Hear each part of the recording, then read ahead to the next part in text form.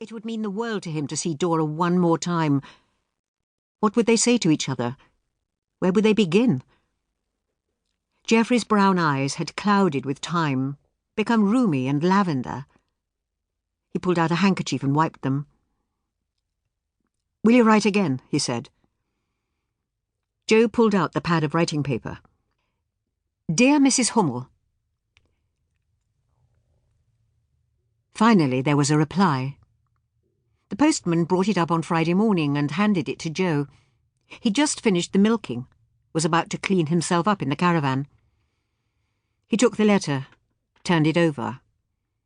The postmark was English, from Richmond. Well, Joe thought, she gets around. He opened the letter. "I must apologise, but I was called away on business." She had no idea of the turmoil she'd caused, otherwise she wouldn't be so casual. "I would still like to talk to you if possible, and will be returning to Jersey in the near future, although at this stage I am unable to give you precise dates. In the meantime, I have another photo relating to this time, and wondered whether you may be able to throw some light on this also." Joe felt it with his fingertips, clipped to the back of the letter. "I do appreciate that the subject of the German occupation is still very sensitive in Jersey and the Channel Islands, so forgive me if I tread on toes. The photograph is that of a German nurse. I can find no trace of her in the records in Germany, though they are incomplete for the Channel Islands. I need to know, however, if she was in Jersey during those years, and wondered whether you may have seen her round and about. I quite understand if you cannot remember that far back, or if I am stirring up unwelcome memories of that time, which I understand were painful for so many islanders. I am already asking perhaps too much of you. Thank you for your time." Joe pulled the picture free, and Trudy's plain, round face stared back at him across the years. Jersey, May to June, 1943. Joe watched the boys file out, their faces hot and sweaty. "Now mind you do those sit-ups," he called after one. "Work on them. Fitness is the key." Nodding at another, "Mind the footwork." Pierre was waiting behind the ring, stepped forward as the last of the boys went out. "Are you all right, Father?" he said. "And why wouldn't I be all right?" Joe looked around the room, making sure the boys had left nothing. Some of them would leave their heads behind if they weren't screwed on. "Only you're working those boys too hard." "Nonsense," Joe said, picking up a boxing glove from the floor.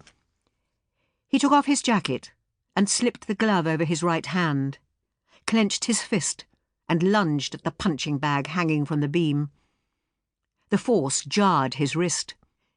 Joe swung his left arm bare knuckles into the bag, so the canvas scraped the skin. Right, left, dancing back, light on the toes, pummeling hard, hard, hard. He could feel the sweat building up, the adrenaline surging. He knew the damage it could do, a boxer's fracture or a sprained thumb, twisted joints or tissue damage. Boxing had helped him before, why shouldn't it help him now?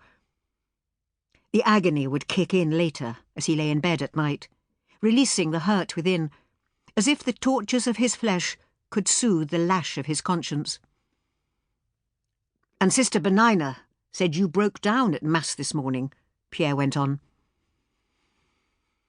Joe saw Trudy's face in every woman he passed, heard her song-thrush laughter in every breeze, and felt her gentle hand stroke his own.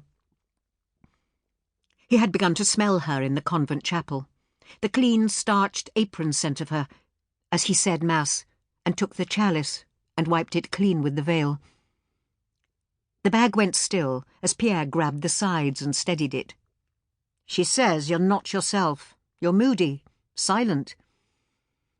Joe knelt down by one of the benches, sweeping his hand underneath. All manner of stuff found its home there, gum shields, socks, shoelaces.